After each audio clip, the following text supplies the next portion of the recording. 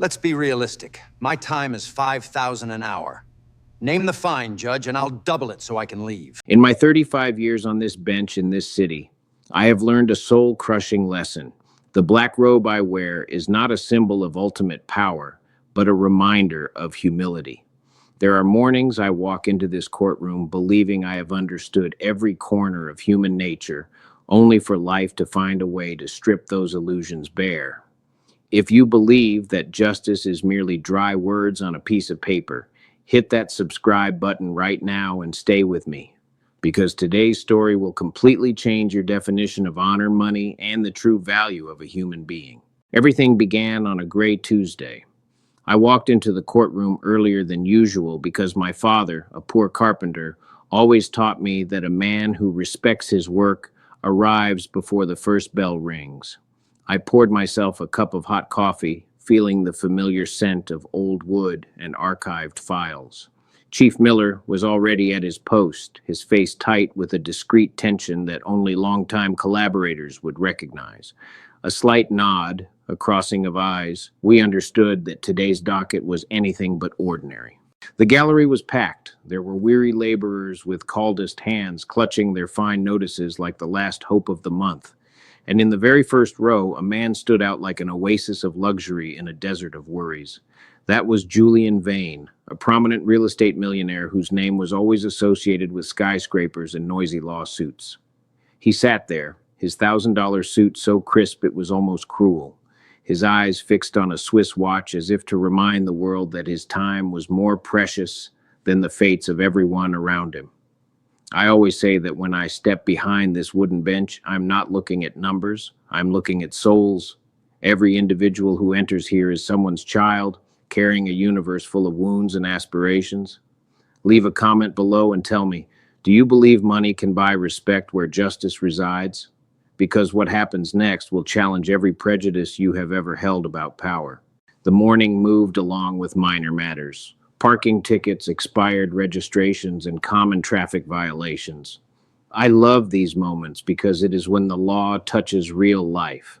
People come here fearing I will punish them with heavy sentences, but then I ask them about their families, their jobs, and sometimes I am granted the privilege of doing something right rather than just doing something by the book. By mid-morning, the name Julian Vane was called. He stood up, not with the typical hesitation of a defendant, but with the aura of a king entering a reception hall. He walked straight to the stand without waiting for an invitation, his polished leather shoes clicking dryly on the wooden floor. He was accused of violating numerous safety regulations in a dilapidated apartment complex he owned on the east side, where dozens of families were forced to live without hot water, with broken windows and leaking ceilings in the dead of winter. I looked deep into this man's eyes. It wasn't the look of conviction, but the look searching for a sign of empathy. But I only saw coldness and a bit of disdain masked under a fake politeness. Vane didn't look at me. He looked at the reporters in the back. To him, this was not a trial. It was a performance of power. Your Honor, Vane began, his voice warm and persuasive like a man accustomed to controlling million-dollar negotiations. I am here because of a minor administrative misunderstanding. My lawyer has prepared all the necessary paperwork and a check to pay all fines immediately. I am a busy man, and I believe the court's time should not be wasted on trivialities like this. The whole room went silent. It was not the silence of agreement, but the silence of a wound being touched. I put my pen down, folded my hands, and looked straight at him. Mr. Vane, I said, keeping my voice as calm as possible. In this court, we do not measure justice by the speed of your check writing. We measure it by the safety of the children who have to wrap themselves in blankets to sleep because your apartment has no heater. Share this video right now for anyone who needs to be reminded that justice has no VIP card, because what I am about to declare in a few minutes will be an electric shock that makes Julian Vane understand there are things his money has never been able to touch. Julian Vane didn't flinch when I spoke about the cold apartments. Instead, he let out a short, dry laugh, a sound that echoed through the silent courtroom like a slap to the face of every person sitting in the gallery. He adjusted his silk tie, leaning forward with an air of unearned superiority. "Your Honor," he said, his voice dripping with condescension, "let's be realistic. These people aren't victims of a broken heater. They are victims of their own choices. If they wanted luxury, they should have worked as hard as I did. I am providing a roof over their heads, which is more than the city is doing. My time is worth $5,000 an hour. Every minute I spend here is a loss for the local economy. So please tell me the total fine so I can leave." I watched him closely. In my years on this bench, I have seen many forms of armor. Some people wear the armor of anger, others the armor of silence. But Julian Vane wore the armor of gold. He believed that his net worth was a shield that made him untouchable, a barrier that separated him from the common laws of humanity. He didn't see a judge in front of him. He saw a minor obstacle on his way to another board meeting. I looked past him toward the back of the room. There, sitting in the third row, was an elderly woman named Mrs. Gables. She had lived in one of Vane's buildings for 20 years. Her hands were trembling as she held a photo of her grandson, who had been hospitalized with pneumonia just 2 weeks ago because the temperature in their unit had dropped below freezing. The contrast was sickening, the glint of Vane's diamond cufflinks versus the pale, tired eyes of a grandmother who just wanted to keep a child warm. Leave a comment right now and tell me. Have you ever dealt with someone who thought they were above the rules just because they had a bigger bank account? Because the arrogance you are hearing right now is exactly what leads to the moment that silenced this entire city. "Mr. Vane," I said, leaning back, "you talk a lot about the value of your time. You talk about the economy, but you haven't mentioned the value of a human life once. You see these families as line items on a spreadsheet. You see them suffering as a minor administrative misunderstanding. But in this room, the only thing that is minor is your understanding of what it means to be a man of honor." Vane's face flushed a deep, angry red. The king was starting to lose his cool, because for the first time in a long time, someone wasn't impressed by his wallet. "I don't have to listen to a lecture on morality from a municipal judge," he snapped, his voice rising, cutting through the professional decorum of the court. "I have donated millions to this city. I have my name on the side of hospital." I leaned forward, and the room went so quiet you could hear the hum of the overhead lights. "Mr. Vane, a name on a building doesn't excuse the rot inside it. You can build 1,000 towers, but if the foundation is built on the misery of the poor, your legacy is nothing but dust." Inspector Miller moved a half step closer to the stand. He saw what I saw, a man who was used to buying his way out of trouble, suddenly realizing that the exit door was locked. Julian Vane reached into his pocket and pulled out a gold fountain pen, hovering it over a checkbook as if it were a weapon. "Name the price, Judge. Whatever it is, I'll double it if it means I can walk out of here in the next 60 seconds. I didn't answer right away. I let the silence hang there, heavy and suffocating. I wanted him to feel the weight of every cold night his tenants had endured. I wanted him to understand that for the next hour, his $5,000 an hour time belongs to me. And what I was about to do next is something his high-priced lawyers could never have prepared him for. Hit that like button if you've been waiting for a moment where a bully finally meets his match, because the ruling I am about to deliver is going to strip Julian Vane of more than just his money. It's going to strip him of his pride." Julian Vane stood there, his gold pen hovering like a useless scepter over his checkbook. He expected me to bark out a number. He expected to buy his freedom just as he had bought his way through life. But I didn't give him some. I gave him my silence. I watched him, and I watched the sweat begin to bead on his forehead, ruining the expensive finish of his skin. The gallery held its breath, and for a moment, the heavy silence of the courtroom felt like a physical weight on Vane's shoulders. "Mr. Vane," I said finally, my voice dropped to a whisper that carried to the very back row. "You offered to double the fine to save 60 seconds of your time. That tells me two things. First, that money has no meaning to you. And second, that you believe every person in this room, including myself, has a price. But here is the problem with your math. You cannot pay for the sleep Mrs. Gable lost while she sat in a hospital waiting room praying for her grandson's lungs to clear. You cannot pay for the dignity of a father who had to explain to his daughter why their breath was turning into ice their own living room. Vane tried to interrupt, his mouth opening to let out another arrogant defense, but I raised a single finger. The movement was small, but it carried the weight of 30 years of authority. He stopped. His jaw tightened so hard I could hear the faint grind of his teeth. This was a man who owned the skyline, yet in this small, wood-paneled room, he was smaller than the smallest tenant he had ever evicted. You mentioned your donations to the city, I continued, leaning forward so that our eyes were locked in a battle of wills. You mentioned your name on hospitals, but true charity doesn't require a neon sign, Mr. Vane.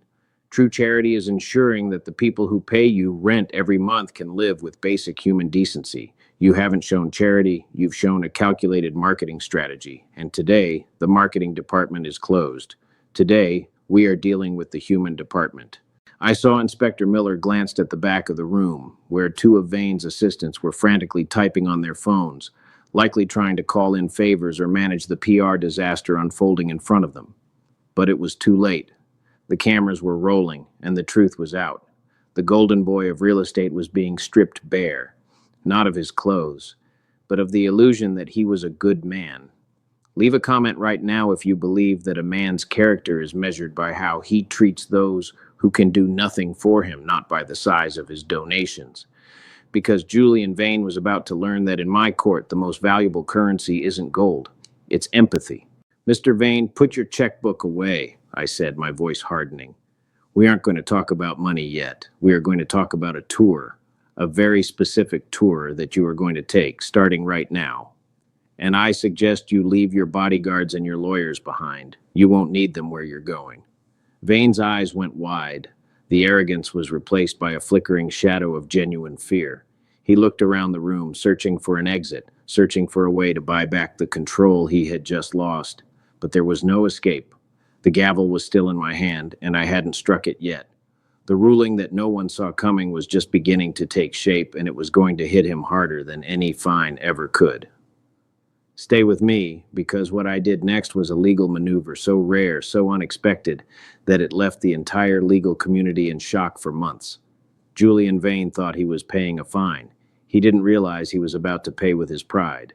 Julian Vane stared at me, his mouth slightly agape, the gold fountain pen still frozen in his hand. He had come prepared for a legal battle of paperwork and fines, but he was completely unarmed for a battle of the soul. I signaled to Chief Miller, who stepped forward with a resolution that echoed the gravity of the moment. Mr. Vane, I said, my voice echoing off the high ceilings, you are so proud of your assets, yet you have never truly seen them. You own the bricks and the mortar, but you are a stranger to the lives held within them. Today that changes. I leaned forward, the shadows of the courtroom falling across my face. I am adjourning this session for exactly 3 hours. During this time, Mr. Vane, you will not be going to your penthouse. You will not be meeting your board of directors. Instead, you will be escorted by Chief Miller to apartment 4B on East 12th Street. You will sit in that living room without your coat, without your heaters, and without your phone. You will sit there and feel the air that Mrs. Gable's grandson breathes every single night. A gasp rippled through the gallery. In 30 years, no one had ever heard a ruling like this. It wasn't in the law books, but it was written in the code of human decency. Vane's face turned from a flush of anger to a pale mask of disbelief. You can't do this, he stammered, his voice lost its polished edge. This is an illegal detention. I'll have my lawyers sue this city into the ground. I didn't blink. I didn't raise my voice. I simply picked up the gavel and held it an inch above the wood.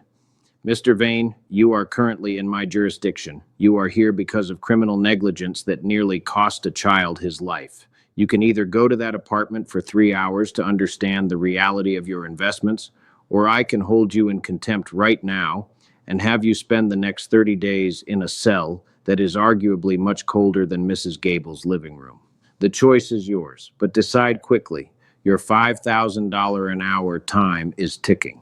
Vane looked at his lawyers, but for the first time they looked away.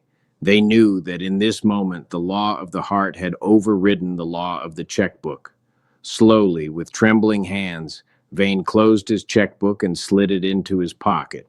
The king of real estate looked like a defeated man, stripped of his crown. As he was led out of the side door by Chief Miller, the silence in the room was so thick you could almost feel the weight of the justice being served. I sat back and watched the door close behind him. I knew the reporters were scrambling for a headline, but I wasn't looking for fame. I was looking for a change in a man's heart. What happened in that apartment was a moment of truth that would strip away the gold and leave only the man. The atmosphere in apartment 4B was not just cold, it was suffocating. Julian Vane sat on a threadbare sofa that smelled of dampness and age. For the first time in his life, his designer watch was a useless trinket, and his Italian leather shoes were touching a floor that was cracked and stained. Chief Miller stood by the door, a silent sentinel, ensuring that the king of real estate did not reach for the warmth of a hidden heater or the comfort of a phone. The only sound in the room was the whistling of the wind through a window pane that had been taped together with nothing but hope and cheap plastic. As the first hour passed, the chill began to seep through Vane's thin silk shirt. He tried to maintain his posture, to keep that mask of corporate arrogance firmly in place. But the cold is a great equalizer. It doesn't care about your net worth or your reputation. It gnaws at your bones and numbs your fingers until all you can think about is survival. Vane looked at the peeling wallpaper and the water stains on the ceiling, the very assets he had described in court as minor administrative issues. Up close, they weren't issues. They were evidence of a slow, silent cruelty. In the second hour, something shifts. Vane began to look at the small details of the room. He saw a child's drawing pinned to the wall with a magnet, a drawing of a sun that looked far warmer than the room itself. He saw the stack of blankets neatly folded at the end of the bed, the only defense Mrs. Gable had against the winter. He realized that the misunderstanding he had talked about so casually was actually the daily reality for people who paid for his luxury lifestyle with their own suffering. The golden armor was not just cracked, it was shattering under the weight of a conscience he had spent decades trying to silence. By the third hour, the shivering was no longer something he could hide. His teeth chattered, and his breath came in ragged white puffs of mist. He wasn't a millionaire anymore. He was just a man, cold and alone in a room that he had built, but never inhabited. Chief Miller checked his watch and finally spoke. "Time's up, Mr. Vane. The judge is waiting." Vane stood up slowly, his movement stiff and awkward. He didn't look at the chief. He didn't ask for his car. He walked toward the door with his head down, the weight of that apartment following him like a ghost. When Julian Vane stepped back into the courtroom, the transformation was jarring. The man who had walked out 3 hours ago was gone. His hair was disheveled, his face was pale, and the arrogance that had defined his every move had been replaced by a hollow, haunted look. He didn't go to his lawyer. He didn't look at the reporters. He walked straight to the stand and stood there, clutching the wooden rail as if it were the only thing keeping him upright. I looked at him from the bench, searching for that spark of defiance, but it was nowhere to be found. The room was deathly quiet, the kind of silence that precedes a landslide. I leaned forward, my voice steady but filled with the gravity of the moment. "Mr. Vane, you've seen your administrative misunderstanding with your own eyes. You've felt the air that your tenants breathe. Tell me, what is the value of your time now?" Vane didn't answer immediately. He looked down at his hands, hands that had signed thousands of contracts but had never felt the cold of a broken home until today. When he finally looked up, his eyes were wet, and the words that came out of his mouth were the beginning of a ruling that would leave every legal expert and citizen in this breathless city. The man who thought he could buy justice was about to discover that some debts can only be paid in the currency of the soul. The courtroom was so still that the faint ticking of the wall clock sounded like a drumbeat. Julian Vane did not move. He stood behind the defendant's podium, his hands gripping the wood so tightly his knuckles had turned a ghostly white. The man who had entered this room with a $5,000 an hour ego was now staring into a void that money could not fill. When I asked him the value of his time, I wasn't looking for a dollar amount. I was looking for the birth of a conscience, Vane cleared his throat, but the sound was thin and raspy. He looked toward the gallery, not at the reporters or his frantic assistants, but at Mrs. Gables. For a long, gonizing minute, he just looked at her. It was the first time he had truly seen a tenant as a human being rather than a digit on a quarterly report. Your Honor, he began, his voice trembling with a vulnerability that sent a shiver through the room. I spent 3 hours in that apartment. I thought I knew what poverty was. I thought it was just a lack of ambition. But the cold doesn't care about ambition. It's a monster that eats away at your dignity. He stopped to wipe a stray tear that escaped despite his efforts to remain composed. I saw a drawing on the wall, he continued, his voice barely a whisper. A sun. It was the only warm thing in that entire building.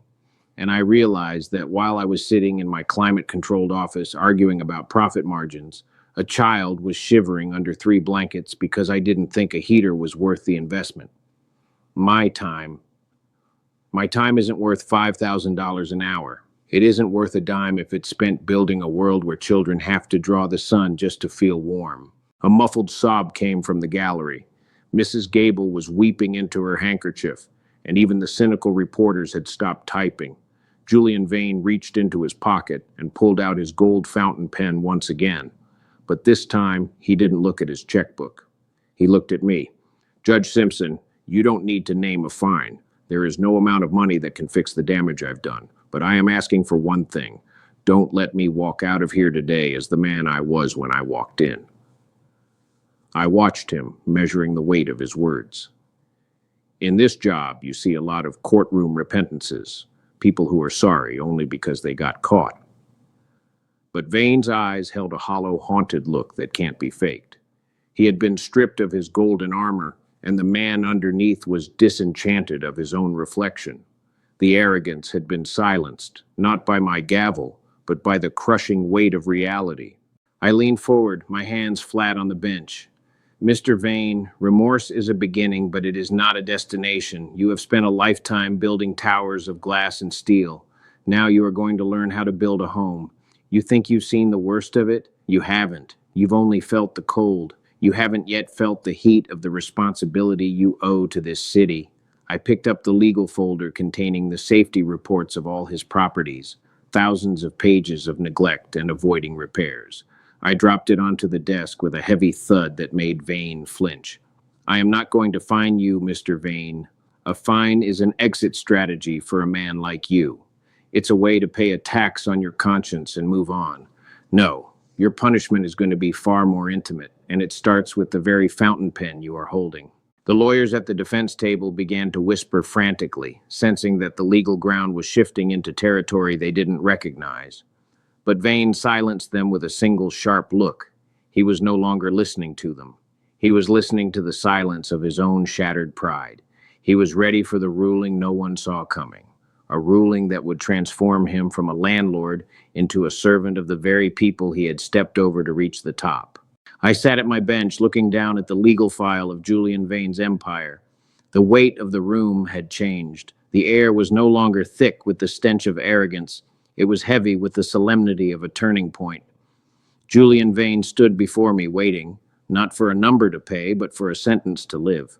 I picked up my gavel, but I didn't strike it yet. I wanted every word to carve its way into the memory of this city. Mr. Vane, I began, my voice clear and unwavering. You asked me not to let you walk out of here as the man you were. I intend to honor that request.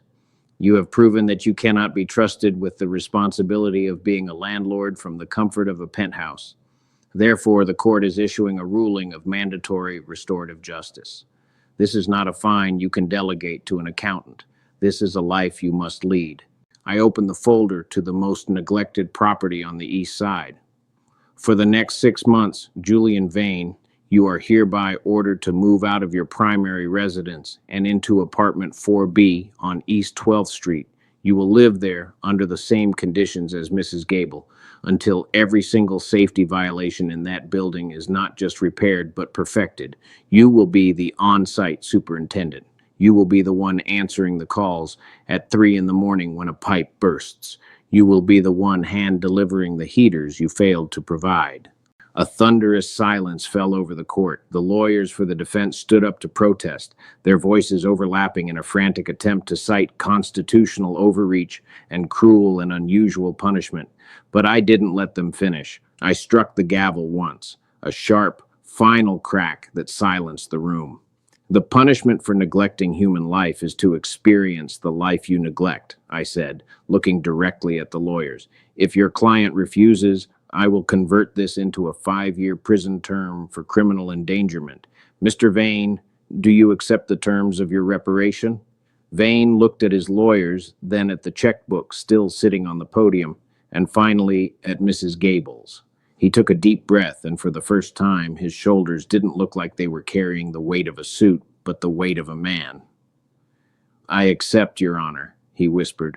I will move in tonight. I leaned forward, softening my tone just a fraction. Mr. Vane, you spent your life building structures. Now you're going to build relationships. You're going to learn that a building is not an asset. It's a sanctuary. And when you fix the pipes, the windows, and the heaters, you're going to find that the most important thing you repaired wasn't the building at all. It was the man standing in front of me, right? I watched as the court officers prepared the paperwork. Julian Vane was no longer the millionaire who owned the city. He was a man who had just been given his first real job. The ruling no one saw coming is now a matter of public record. It was a message to every person who thought their wealth made them a god. In this courtroom, the only God we serve is the truth of our shared humanity. The court was silent as Julian Vane walked toward the gallery. He didn't head for the exit where his limousine was waiting. Instead, he stopped in front of Mrs. Gables. The man who once claimed his time was worth $5,000 an hour stood motionless before a woman who struggled to pay for heat. Slowly, Julian Vane reached out and took Mrs. Gables' weathered hands in his. He didn't say a word, but the tears streamed down his face, spoke with a clarity that no legal brief ever could. He bowed his head in a gesture of genuine, broken-hearted apology. In that moment, the millionaire was gone, and a human being had finally returned. I watched from the bench, feeling the weight of the gavel in my hand. For 30 years, I have sent people to prison, I have issued fines, and I have taught the wayward. But this was different. This wasn't about the law winning, it was about the heart awakening. I looked out at the gallery, at the reporters who had stopped looking for a scandal and were now witnessing a transformation, and at the regular citizens who saw, for the first time, that justice doesn't always have to be cold and blind. Sometimes justice needs to see clearly to heal. Mr. Vane, I said, my voice echoing one last time through the hall. The world will remember you for the towers you built, but this city will remember you for the home you are about to create in apartment 4B. You have a long road ahead of you. It will be cold, it will be difficult, and you will be tired. But for the first time in your life, you will be able to sleep knowing that because of you, a child is warm. That is a wealth no bank can hold. I picked up the gavel and struck it one final time. The sound was sharp, responsive, and final. Court is adjourned. As I walked back to my chambers, I took off the black robe. I thought about my father, the carpenter, and I realized that today we didn't just interpret the law, we built something. We built a bridge between the penthouse and the pavement. I realized that my job isn't just to judge, it's to remind people of who they were meant to be before they got lost in the pursuit of power. Julian Vane lived in that apartment for the full 6 months. He fixed the pipes, he replaced the windows, he became a fixture in a neighborhood he used to avoid. And when he finally returned to his office, he didn't go back to the same business. He started a foundation that ensures no child in this city ever has to draw the sun just to imagine warmth. He learned that the most important investment isn't in real estate, it's in the soul of your neighbor. So the next time you see someone who thinks they are above the rules, or someone who thinks money is a shield against morality, remember the story of Julian Vane. Remember that under the gold and the pride, we are all just people looking for a way to stay warm in a cold world. And remember that true justice isn't about crushing a man. It's about giving him the chance to find his way back to being human. Take care of each other. God bless you. And remember, the law is just a map. but compassion is the compass that truly leads us home.